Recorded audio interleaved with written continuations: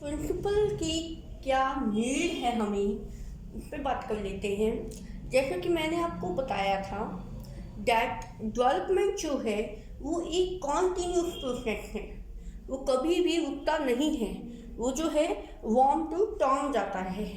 ठीक है, जब आप मदर के वॉर्म में एंटर करते हैं तभी से जो है डेवलपमेंट का प्रोसेस जो है वो कंटिन्यू हो जाता है, मतलब कि वो स्टार्ट हो जाता है और वो कंटिन्यू होता है। कब तक? जब तक आप मरते हैं, मतलब कि कब्र तक जाता है आपकी। ठीक है, तो वॉर्म टू टर्म है, गर्भ से कब्र तक, ये मैंने आपको बताया था। तो क्योंकि ये कंटिन्यू है और जब कोई चीज़ कंटिन्यू होती है देन वो बहुत ही वाइड हो जाती है। ठीक है, बहुत लंबा चौड़ा हो जाता है और बहुत ही कॉम्प्लेक्स भी हो जाता है। ठीक है, तो क्योंकि डेवलपमेंट जो है कॉन्टिन्यूस प्रोसेस है, दैट्स वाई वो जो है बहुत ही वाइड रेंज का है और वो जो है बहुत ही कॉम्प्लेक्स है। तो इसलिए डेवलपमेंट को और भी अच्छे से समझने के लिए, जानने के लिए कुछ प्रिंसिपल्स का पता होना बहुत ही ज़रूरी है।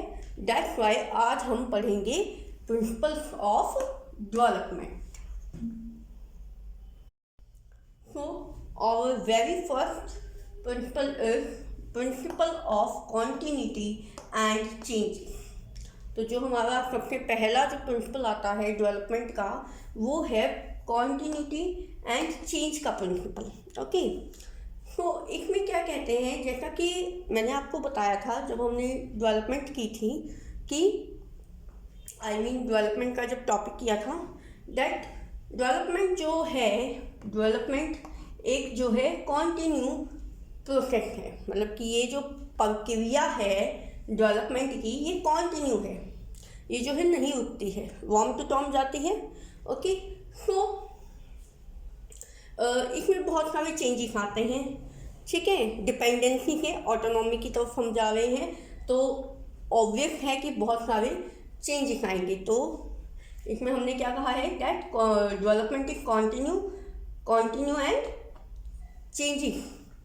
ठीक है, तो अब कॉन्टिन्यूटी तो होती है बट हो सकता है कि डेवलपमेंट में according two stages, according to aspect जो है वेट कम ज़्यादा हो सकता है डेवलपमेंट का। Wait I mean to see that like किसी की कॉग्निटिव डेवलपमेंट ज़्यादा अच्छी होती है, फिजिकल डेवलपमेंट इतनी अच्छी नहीं होती है या वो इतनी फास्ट नहीं होती है, कॉग्निटिव डेवलपमेंट ज़्यादा फास्ट होती है।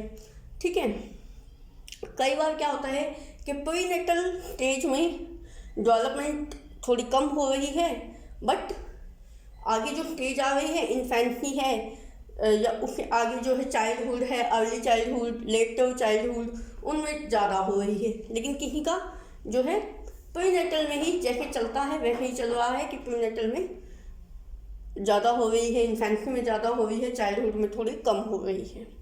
ठीक है, तो मतलब ये जो है वेरी कर सकती है, वेट जो है इसका वेरी कर सकता है according two stages and aspect. ठीक है, कोई किसी की हाइट ज़्यादा जल्दी बढ़ जाती है लेकिन जो बुद्धि का जो विकास है, जो कॉग्निटिव जो एस्पेक्ट है वो इतना नहीं जल्दी डेवलप हो पाता उसका, या इतना ज़्यादा नहीं डेवलप हो पाता अकॉर्डिंग टू हाइट, लेकिन हाइट बहुत जल्दी बढ़ जाती है। और कईयों का क्या होता है कि हाइट जो है वो कम होती है अकॉर्डिंग टू एज बट उनकी जो मेंटल स्किल्स होती है, कॉग्निटिव लेवल जो होता है उनका वो बहुत हाई हो जाता है। ठीक है, तो ये बात है, अकॉर्डिंग टू एज भी हो जाता है कई बार, बट जो डेवलपमेंट है वो कंटिन्यू जो रहती है।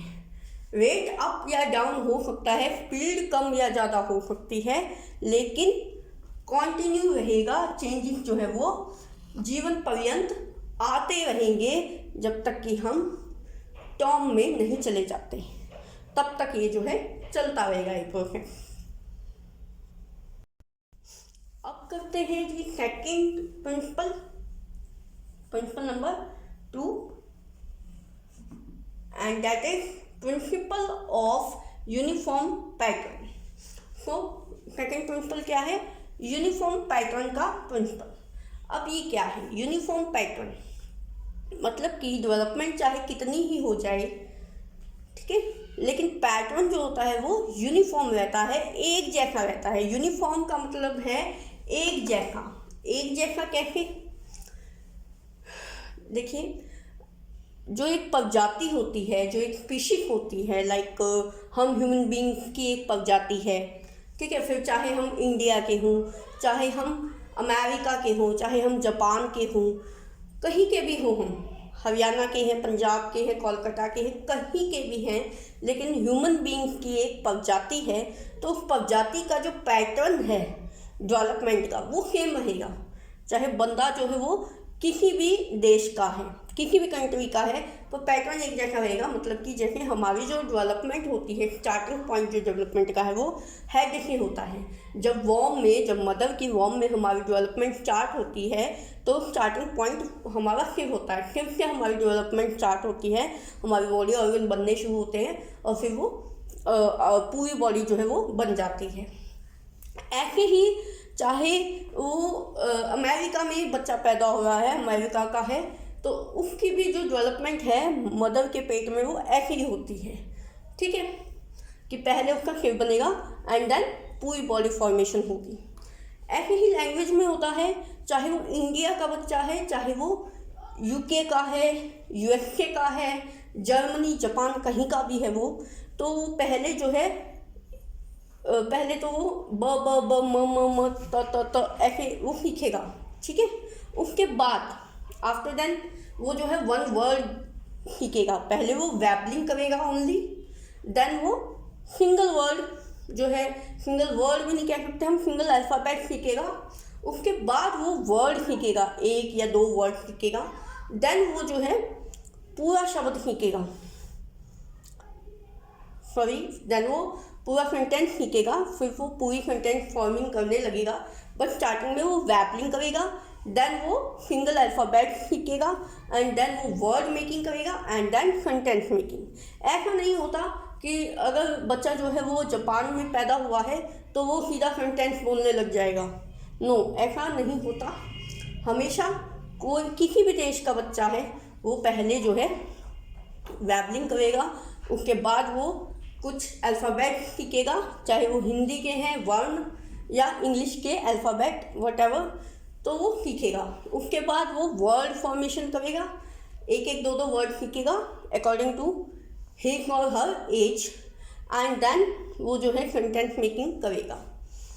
सो इस पैटर्न में कोई भी चेंज नहीं होता है, कहीं का भी बंदा है। हाँ देखो, जो स्पीशीज अगर अलग हो जाती है, मतलब प्रजाति अलग हो जाती है, लाइक हम ह्यूमन बींग्स हैं, और अगर हम डॉग या कैट की बात करें तो उनका जो पैटर्न है डेवलपमेंट का वो थोड़ा अलग होगा, उनका अलग रहेगा।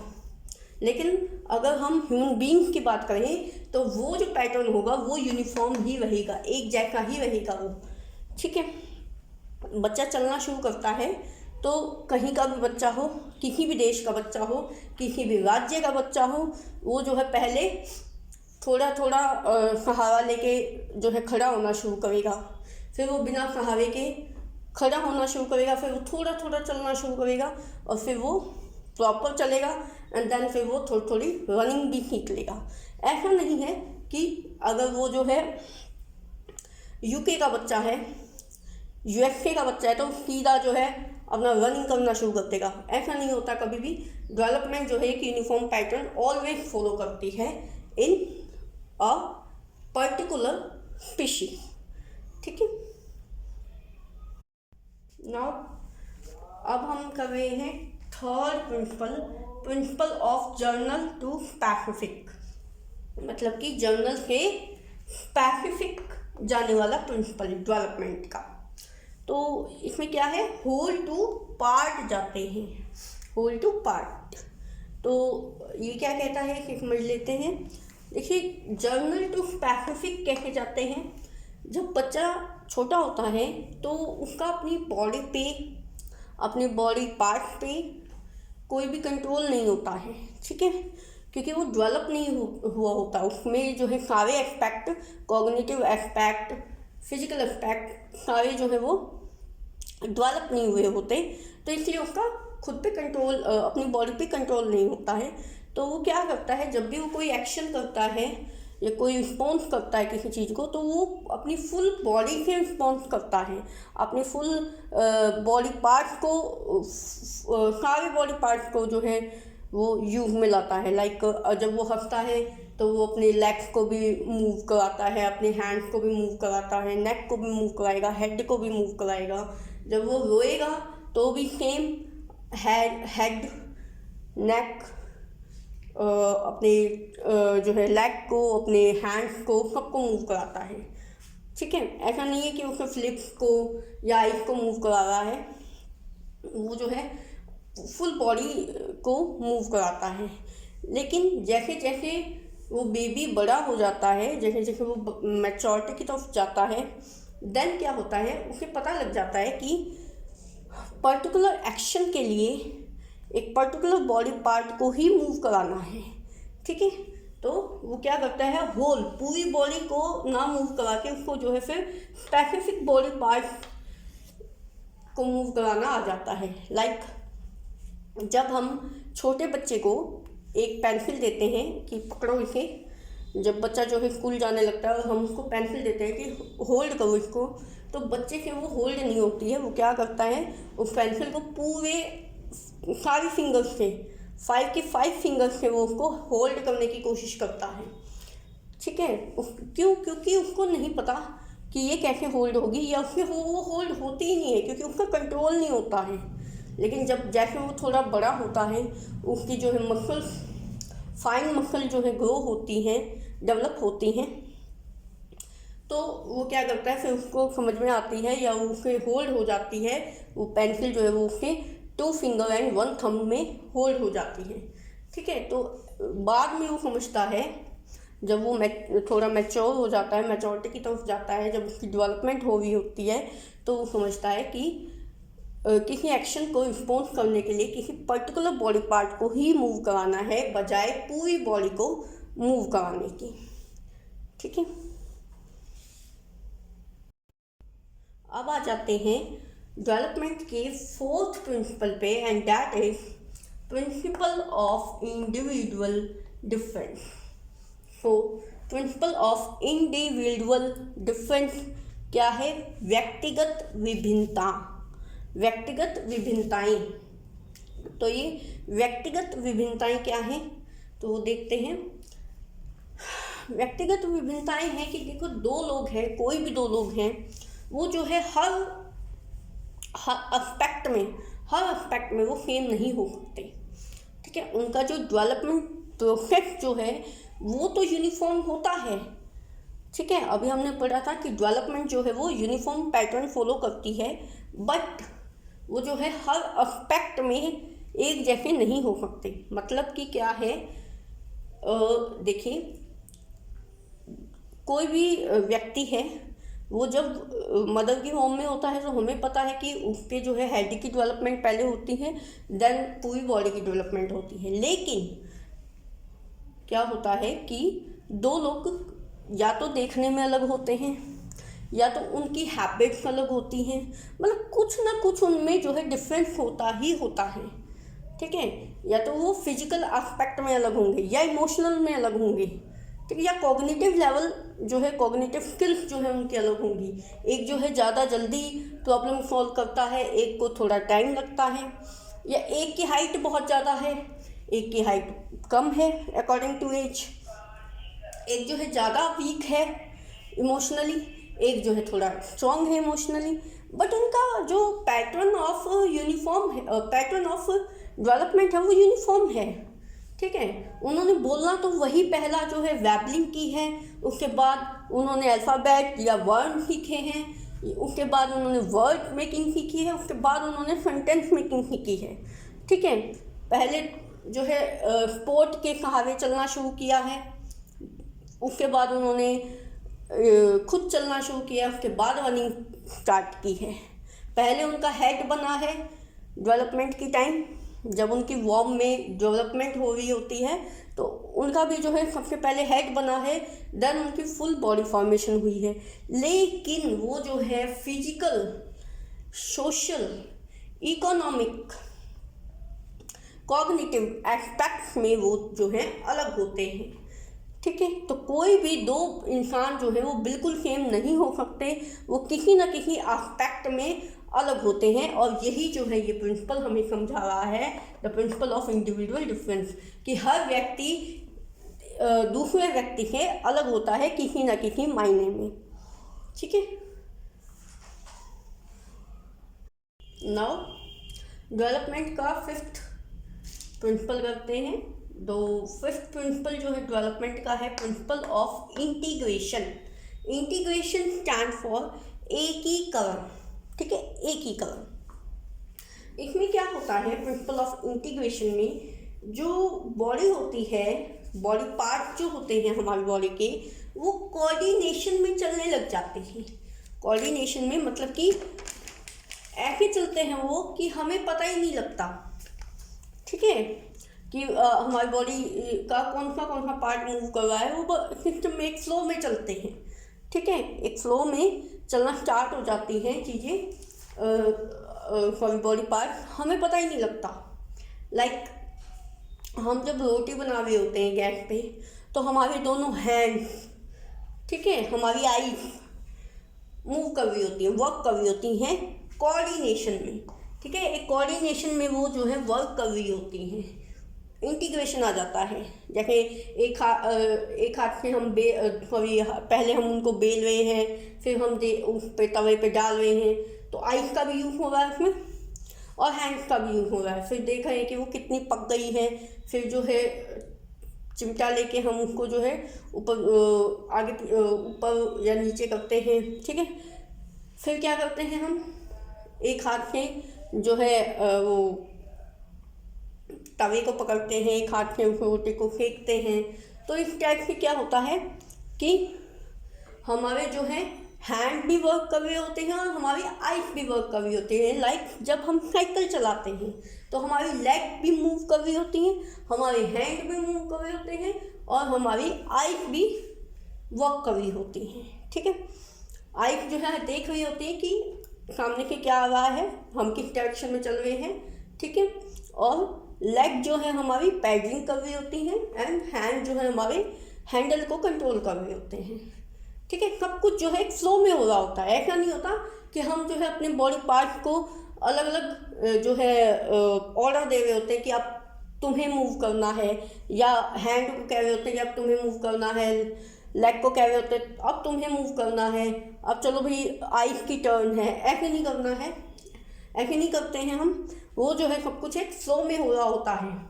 ठीक है, तो डेवलपमेंट जब होती है तो वो एक फ्लो में चलना सिखा देती है हमारे बॉडी ऑर्गन्स को। ठीक है, बॉडी पार्ट्स को।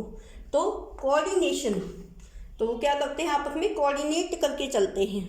ठीक है, वो अपने आप ही वो अपनी मतलब अपने आप ही अपना वर्क करना स्टार्ट कर देते हैं। ओके, तो वो क्या करते हैं इंटीग्रेशन में आ जाते हैं, एकीकरण हो जाता है उनका, कि एक के बाद एक वर्क वो करते जाते हैं। हमें पता भी नहीं चलता है, फ्लो में होता है सब कुछ, हमारे जितने भी काम होते हैं। ठीक है, अब जैसे हम बोर्ड से, ब्लैक बोर्ड से कुछ नोट डाउन कर रहे होते हैं, तो हमारा जो है और टीचर जो है हमें लेक्चर दे रहा है और साथ के साथ लिख भी रहा है टीचर, देन हम क्या करेंगे, हम जो है उसको कॉपी कर रहे हैं, तो हम सुन भी रहे हैं, हमारे ईयर्स भी वर्क कर रहे हैं, हम जो है लिख रहे हैं तो हमारे हैंड भी वर्क कर रहे हैं, एंड आइज से हम देख रहे हैं तो हमारी आइज भी वर्क कर रही है। लेकिन ये नहीं है कि हम इन तीनों ऑर्गन्स को, इन तीनों बॉडी पार्ट्स को अलग अलग कुछ मैसेज दे रहे हैं, ऑर्डर दे रहे हैं, ऐसा नहीं है। ये जो है अपने आप फ्लो में चलते हैं, ये एक के बाद एक वर्क करते हैं। तो अब कर लेते हैं फिफ्थ प्रिंसिपल डेवलपमेंट का। तो फिफ्थ प्रिंसिपल क्या है, छठा principle, principle of inter relation. तो इंटर रिलेशन का प्रिंसिपल क्या कहता है, ये कहता है कि जितने भी एस्पेक्ट डेवलपमेंट के अंडर आते हैं, एस्पेक्ट जितने भी डेवलपमेंट के अंडर आते हैं, वो आपस में इंटररिलेट हैं, मतलब कि एक दूसरे से जुड़े हुए हैं। अगर एक एस्पेक्ट पे फर्क पड़ता है तो वो जो है और सारे एस्पेक्ट पे भी फर्क डालता है, ठीक है। अगर एक पे इफेक्ट आता है, अगर एक एस्पेक्ट पे इफेक्ट आता है तो दूसरे जो बाकी जो एस्पेक्ट्स हैं उन पे ऑटोमेटिकली इफेक्ट आएगा। लाइक कॉग्निटिव जो एस्पेक्ट है वो सोशल से रिलेट है, सोशल फिजिकल से रिलेट है, फिजिकल इमोशनल से रिलेट है, एंड इमोशनल कॉग्निटिव से रिलेट है, और ये ऐसे भी जो है रिलेट है। तो मतलब हर एस्पेक्ट एक दूसरे से जुड़ा हुआ है। लाइक अब कोई इमोशनल वीक है, ठीक है, कोई इमोशनली वीक है तो उसकी जो है थिंकिंग पावर कम हो जाएगी, थिंकिंग स्किल जो है उसकी कम हो जाएगी, तो कॉग्निटिव पे वो फर्क डालेगा, ठीक है, कॉग्निटिव पे फर्क डालेगा। और साथ में उसकी जो है फिजिकल जो ग्रोथ होती है, फिजिकल ग्रोथ में भी इफेक्ट दिखाई देगा अगर कोई इमोशनली वीक है तो, ठीक है। या फिर कोई किसी टेंशन में है, किसी को जो है टेंशन है बहुत ज़्यादा, तो उसकी जो कॉग्निटिव जो डेवलपमेंट होगी वो थोड़ी सी रुक जाएगी, या कह लो कि स्लो हो जाएगी, ठीक है।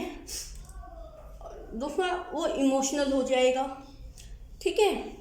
तीसरा भाई वो फिजिकल एक्टिविटीज भी नहीं कर पाएगा ज़्यादा, ठीक है, तो बॉडी फिट नहीं रहेगी, या डिजीज हो जाएगा कुछ भी, या कुछ भी है, मतलब जो है वो एक दूसरे को इफेक्ट करते हैं, ठीक है।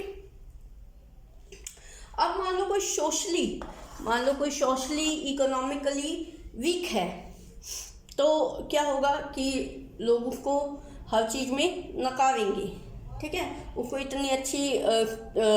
इतना अच्छा रैंक नहीं मिलेगा, उसको इतना अच्छा पायदान नहीं मिलेगा सोसाइटी में, तो क्या होगा वो इमोशनली वीक हो जाएगा। एंड देन इमोशनली वीक हो जाएगा तो उसकी जो कॉग्निटिव स्किल है वो भी वीक हो जाएगी। तो ऑटोमेटिकली जो है हर एक एस्पेक्ट जो है वो दूसरे एस्पेक्ट पे अपना इफेक्ट डालता है, ठीक है। अब आ जाते हैं 7th प्रिंसिपल पे, एंड 7th प्रिंसिपल जो है वो है प्रिंसिपल ऑफ डायरेक्शन। तो डेवलपमेंट जो है मेनली 2 डायरेक्शन में चलती है, 2 डायरेक्शन में होती है। जैसे प्रजाति की बात की थी मैंने, तो ह्यूमंस में जो है वो सिफेलोकॉर्डल डायरेक्शन में होती है, दैट इज सिफेलोकॉर्डल, ठीक है। और जो जातियाँ प्रजातियाँ हैं, स्पीशीज जो है और लाइक कैट डॉग जो भी हैं, उनमें जो है वो प्रॉक्सिमो डिस्टल के भी हो सकती है और सिफेलोकॉर्डल के भी हो सकती है। लेकिन क्योंकि हम ह्यूमन बींग हैं तो ह्यूमन बींग की ही बात करेंगे, हम एक बच्चे की स्टडी कर रहे हैं, ह्यूमन बींग की ही हम बात करेंगे। तो मेनली क्या है, सिफेलोकॉर्डल के जो है ह्यूमन बींग्स में चलती है। सिफेलोकॉर्डल में डेवलपमेंट कैसे होती है, वो जो है डेवलपमेंट जो है वो हेड से स्टार्ट होके और टो तक जाती है, ठीक है, सिर से स्टार्ट होके और पंजे तक जाएगी, ठीक, ऊपर से नीचे तक, हेड टू टो। और जो प्रॉक्सिमो डिस्टल जो डायरेक्शन है डेवलपमेंट की, वो जो है सेंटर से पेरिफेरी की तरफ जाती है। मतलब कि पहले हार्ट बनेगा और फिर आपका और ऑर्गन्स बनेंगे, लेकिन फिर आपका हेड बनेगा, फिर आपकी स्पाइनल कॉर्ड, इस टाइप से लेग। लेकिन सेंटर पहले, इस प्रॉक्सिमो डिस्टल में पहले सेंटर बनेगा और फिर वो पेरिफेरी की तरफ जाएगी। लेकिन सिफेलोकॉर्डल में पहले हेड बनेगा और फिर वो टॉप टू बॉटम आएगी। फिर जो है आपके और ऑर्गन्स बनेंगे, माउथ बनेगा, हार्ट बनेगा, स्पाइनल कॉर्ड बनेगी, लेग बनेंगी, आर्म्स बनेंगी, टो बनेगा, ठीक है। तो इतना याद रखना है कि सिफेलोकॉर्डल में top to bottom and proximo distal में सेंटर टू पेरिफेरी। तो ये 2 डायरेक्शन होती है डेवलपमेंट की। अब आ जाते हैं 8th प्रिंसिपल पे, प्रिंसिपल ऑफ प्रेडिक्टेबिलिटी। प्रेडिक्टेबिलिटी की अनुमान का प्रिंसिपल, अनुमान का सिद्धांत, मतलब कि भविष्यवाणी भी एक टाइप के कह सकते हो आप इसको, कि मतलब बच्चा जब छोटा होता है, जिस तरीके से वो अपने एक्शन करता है, एक्टिविटीज करता है, ठीक है, जिस तरीके से वो डेवलप करता है, तो हम जो बड़े लोग होते हैं, उसकी फैमिली के जो मेंबर होते हैं, वो ये प्रिडिक्ट कर देते हैं, या टीचर्स जो है वो ये प्रिडिक्ट कर देते हैं कि ये बच्चा जो है बड़ा होके इस फील्ड में जाएगा, या ये जो है डॉक्टर बनेगा, इंजीनियर बनेगा। तो इस तरीके से प्रिडिक्ट कर देते हैं। लाइक अगर कोई बच्चा फिजिकली ज़्यादा अच्छा है, खेलने में मतलब स्पोर्ट्स में ज़्यादा अच्छा है, तो जो टीचर्स होते हैं या जो कोचिंग होते हैं, स्पोर्ट टीचर्स जो हैं, वो ये कह देते हैं कि ये बच्चा जो है खेलों में बहुत अच्छा है और ये जो है आगे खेलों में बहुत आगे तक जाएगा, ठीक है। और या फिर कोई जो है मैथ्स में ज़्यादा अच्छा है, तो टीचर्स ये प्रिडिक्ट कर देते हैं कि मैथ में बहुत अच्छा है, ठीक है, तो इसको जो है मैथ में ये जो है बहुत आगे जा सकता है, ठीक। कोई साइंस में बहुत अच्छा है, ठीक है, तो उसको ये प्रिडिक्ट हो जाता है, उससे ये प्रिडिक्ट हो जाता है कि वो जो है इंजीनियर बनेगा, या साइंस टीचर बनेगा, या साइंटिस्ट बनेगा, एस्ट्रोनॉट बनेगा, या कुछ भी है। तो इस चीज़ से हमें उसकी जो एक्टिविटीज़ होती हैं, कॉग्निशन लेवल जो होता है उसका, उस तरीके उसकी जिस तरीके से डेवलपमेंट हो रही होती है, जिस तरीके से वो एक्टिविटी कर रहा होता है, जिस फील्ड में वो ज़्यादा एक्टिविटी कर रहा होता है, तो ऐसा मान लिया जाता है कि आगे जाके वो जो है उस फील्ड में ही ज़्यादा ग्रो करेगा, या ज़्यादा सक्सेस करेगा, ठीक है, उस चीज़ में ही ज़्यादा उसकी बढ़ोतरी होगी। तो वो कहते हैं, लाइक यहाँ पे एक मुहावरा भी होता है कि पूत के जो पैर होते हैं वो पालने में दिख जाते हैं, कि जो बच्चा जब छोटी उम्र में होता है, तो वहाँ से वो जो एक्टिविटीज़ करता है, तो उसी से प्रिडिक्ट हो जाता है कि वो आगे जाके क्या बनेगा, ठीक है, वो बॉक्सर बनेगा, क्रिकेटर बनेगा, इंजीनियर बनेगा, डॉक्टर बनेगा। तो वो उसका जो भी वो एक्टिविटी शो करता है, जिस भी फील्ड में वो ज़्यादा एक्टिविटी शो करता है, तो उस हिसाब से ही उसकी प्रिडिक्शन जो है कर देते हैं उसके सराउंडिंग के लोग, कि ये जो है ये बनेगा। या कोई जो है ज़्यादा जोक करता है, ज़्यादा जोकिंग करता है, तो कह देते हैं कि ये जो है कॉमेडियन बनेगा, ये बहुत अच्छा कॉमेडियन है। मिमिक्री कोई अच्छी करता है, इस टाइप से।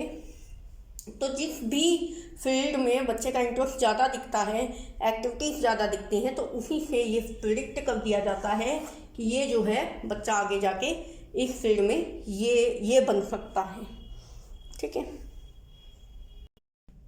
अब जो है 9th प्रिंसिपल कर लेते हैं। अब इसके जो है 1-2 ही प्रिंसिपल बचा है, ज़्यादा नहीं बचे हैं। तो 9th प्रिंसिपल कर लेते हैं, principle of maturation and learning. जब हमने ग्रोथ एंड डेवलपमेंट स्टडी किया था, तो मैंने आपको बताया था कि जो डेवलपमेंट है वो मैच्योरेशन इनटू लर्निंग का, मैच्योरेशन एंड लर्निंग की जो इंटरेक्शन होती है उसका प्रोडक्ट है, ठीक है। कि जैसे जैसे उम्र बढ़ती है वैसे वैसे बच्चे की लर्निंग पावर बढ़ती है। ऐसा नहीं हो सकता कि आप जो है 3rd क्लास के बच्चे को जो है अलजेब्रा पढ़ा दोगे और उसको वो समझ में आ जाएगा, वो उसको कर लेगा, ठीक है, ऐसा नहीं होता है। तो एक लिमिट सेट होती है। मैच्योरेशन जो है वो एक लिमिट सेट करती है लर्निंग की, कि किस उम्र में बच्चा जो है वो क्या लर्न कर सकता है अकॉर्डिंग टू मैच्योरेशन, ठीक है। लाइक कि 3rd क्लास के बच्चे को जो है प्लस माइनस ये आने ही चाहिए, ठीक है। अगर उस टाइम पे उसको नहीं आ रहे हैं और वो बच्चा जो है 5th में हो गया है, तो फिर ये गलत है। तो उसकी डेवलपमेंट जो है कहीं ना कहीं रुक चुकी है, ठीक है। यह फ्लो है, बहुत फ्लो है। तो जैसे जैसे हमारी समझ, जैसे जैसे हमारे में मैच्योरिटी आती है, जैसे जैसे हम मैच्योर होते हैं, वैसे वैसे हमारी लर्निंग पावर भी बढ़ती है, समझने की शक्ति बढ़ती है, याद करने की शक्ति बढ़ती है। ठीक है, तो अकॉर्डिंग टू एज ही हम लर्न कर पाते हैं और समझ पाते हैं। ठीक है, तो ये वो प्रिंसिपल है कि डेवलपमेंट जो है वो मैच्योरेशन और लर्निंग का जो है, लर्निंग की जो है इंटरेक्शन का प्रोडक्ट है। ठीक है, अब आ जाते हैं last but not least 10th principle पे। तो 10th प्रिंसिपल क्या है डेवलपमेंट का? Principle of hereditary and environment. Hereditary and environment का ये जो है प्रिंसिपल है लास्ट। तो हेरिडिटरी क्या होती है? हेरिडिटरी क्या होती है जी? हेरिडिटरी वो कैरेक्टरिस्टिक्स हैं, वो फीचर्स हैं जो हमें अपने पेरेंट्स के मिलते हैं, अपने ग्रैंड पेरेंट्स से मिलते हैं during the process of development. Development की प्रोसेस जब चल रहा होता है तो हमें जो है कुछ कैरेक्टरिस्टिक्स, कुछ फीचर्स, जीन्स जो मिलते हैं हमें अपने पेरेंट्स के, ग्रैंड पेरेंट्स के जो हैं, हमें कुछ फीचर्स मिलते हैं, कुछ कैरेक्टरिस्टिक्स मिलते हैं। तो वो जो है हेरिडिटरी के अंडर आते हैं। लाइक हमारी आइज जो है हमारी मदर से मैच करती हैं, लाइक हमारी जो हाइट है वो हमारे फादर से मैच करती है। इसके अंदर कुछ आदतें भी आती हैं, लाइक कि मेरी जो सिस्टर है वो परांठे बहुत अच्छे बनाती है, लाइक माई मदर, बिल्कुल मेरी मम्मी की तरह है। ठीक है, तो इस तरीके से कुछ आदतें आ जाती हैं। जैसे कि ये कह दो कि मेरे जो भैया हैं वो पढ़ाने में बहुत अच्छे हैं, वो टीचिंग में बहुत अच्छे हैं, लाइक माई मदर। ठीक है, या इसके अंदर जो है कुछ डिसीज भी आते हैं। कई बार हमें कुछ डिसीज भी जो है हमें हेरिडिटरी से मिलते हैं। हेरिडिटरी होती है लाइक ग्रैंडफादर से कोई कैरेक्टर हमारे फादर में आ गया, फादर से हमारे में आ गया। ठीक है, या फिर डायरेक्ट फादर से हम में आ गया। ठीक है, जनरेशन टू जनरेशन जो कैरेक्टर्स, जो फीचर्स जो है वो चले आ रहे हैं। ठीक है, वो हेरिडिटरी है। लाइक मैं ये कह दूँ कि भाई मेरी जो ग्रैंड मदर थी उनका जो है कई बार सर्दियों में उनको जो है टॉन्सिल्स की प्रॉब्लम हो जाती थी। ठीक है, तो वो प्रॉब्लम जो है वो मुझे भी हो जाती है। तो ये क्या है? हेरिडिटरी है, चली आ रही है ग्रैंड मदर से और मेरे में आ गई। ठीक है, तो ग्रैंड मदर से ग्रैंड चिल्ड्रंस में आ रही है या मदर से फादर में आ रही है।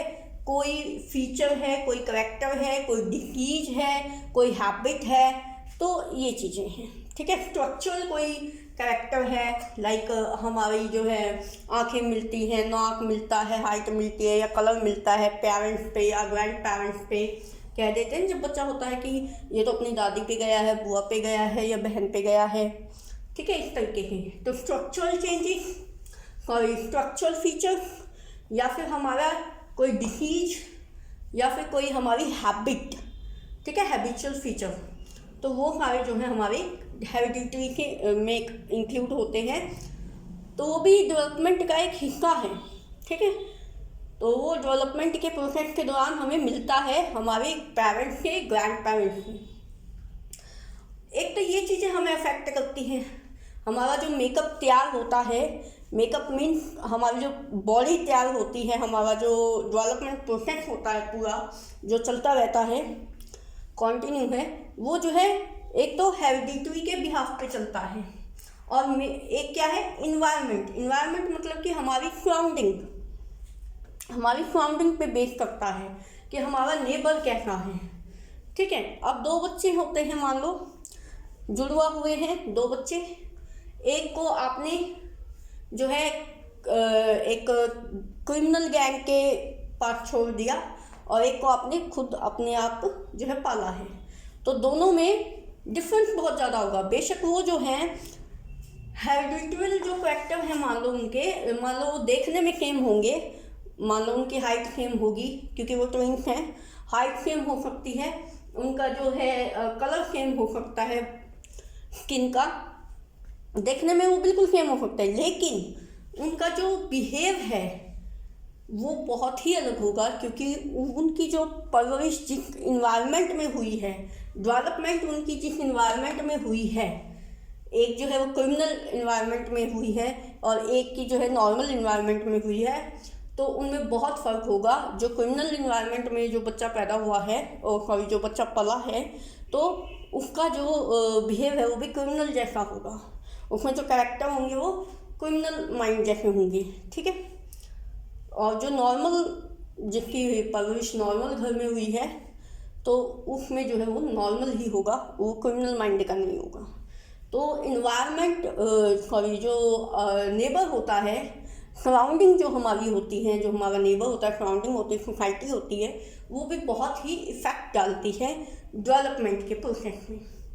तो जैसी हमारी सोसाइटी होगी, जैसी हमारी सराउंडिंग होगी और जैसे हमारे हैबिचुअल जो कैरेक्टरिस्टिक फीचर्स होंगे, वो सब कुछ इफेक्ट करेगा। जो हमें माँ बाप से मिला है, मतलब कि जो फीचर्स हमें माँ बाप से मिले हैं और जो हमें हमारी सराउंडिंग से मिला है जो इन्वायरमेंट, तो दोनों ही जो है इक्वली अफेक्ट करते हैं डेवलपमेंट में।